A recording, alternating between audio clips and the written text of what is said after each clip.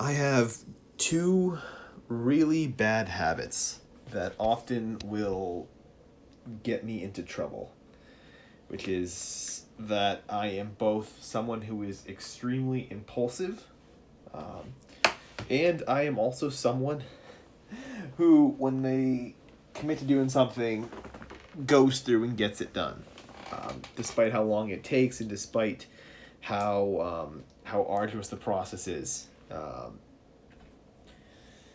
And that together is often a very difficult thing. More than once, I've taken on a project that I should not have taken on, and I end up basically finally getting it done at some point after many periods of time wasted on it, only to look back later on and go, yeah, I should have done that in the first place. I should have started that in the first place. I've become better about that in I guess recent years. I've become much better about that. Um, Sunk cost fallacy is a real thing, and I've learned to start. I've tried to embrace that. Tried to embrace kind of making those adjustments and being willing to stop. But in my impulsive nature, I have decided that I've got to make some sort of small change, and for me, after this whole wreck here, the big thing that I'm just looking around right now and seeing is my office is extremely cluttered again. Um, every year, I feel like every year I have to re-clean this whole thing out. It's always becomes cluttered. Always a ton of things in here. It's mostly because my office basically is just a.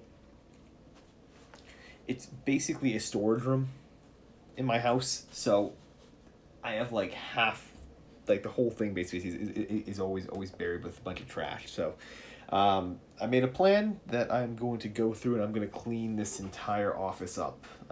Maybe by as early as tomorrow, you'll notice the whole thing looks way better or a little bit different.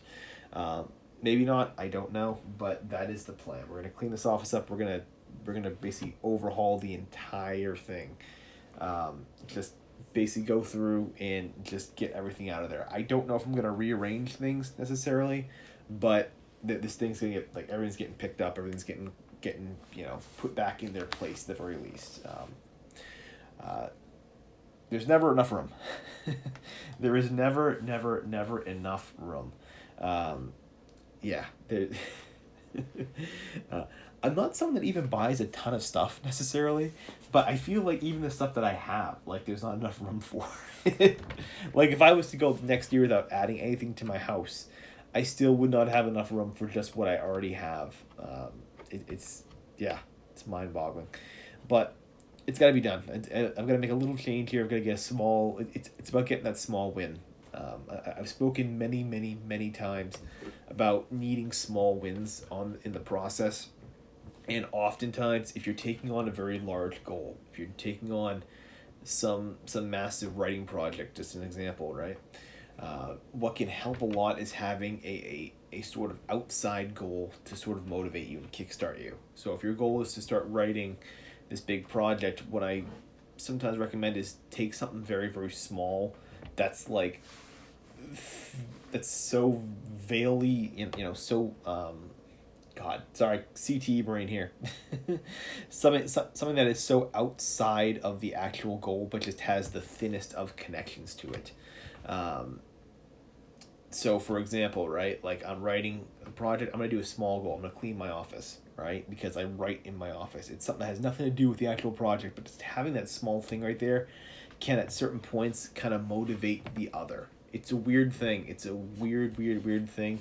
And as long as the goal was small, it works well. Something that you can get done within like a day is really what you're looking for here with the small goal. But just something like that, it can be very motivating. It can just psychologically it has an effect, and it ties into the writing. It again, it's a weird thing because you're not actually doing any writing, but because you're just doing something with the environment that you're working in, it affects it. So if you're trying to get the snowball going, try that. Like I want to work on a writing project. I'm too trepid to start. Okay, good. So kind of play into the resistance, play into that procrastination, clean your office, prepare your office to write. Yes, it is a form of procrastination because you're just avoiding the writing, but at least you're inching closer to it. It's a small victory nonetheless, which is what we're all looking for here. Small victories here, especially if you haven't done it in a long time and you're trying to start this project and trying to get the habit going. Something like that. Something just get that snowball going down the hill a little bit, and then try and get into it. Go, all right, well, now my office is clear. Now let's see if we can sit down and do it. The other thing, too, is when you set small goals, like small outside goals like this, what it does is it sends like that same, the serotonin, endorphins, the whole deal.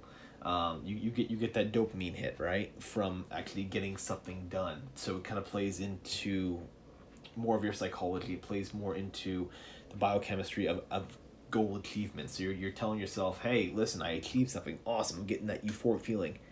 Now capitalize on it and use it. Biggest mistake you can make is doing the small goal, then getting that dopamine hit, and the next day going, well, I'm feeling pretty good. I cleaned my office. Now I'm not going to write today because I've already got the dopamine hit, right? My brain's already feeling pretty good. That's a very real thing that happens. So you need to avoid that. But I would encourage you, if you're trying to get started here, set a small outside goal. If you're in a slump, set a small outside goal that's thinly related to it, thinly related to the other one, just to get things going. At least that is what works for me. I can't say it works for everybody, but it works for me, and that's all I can ever offer is advice that's worked for me.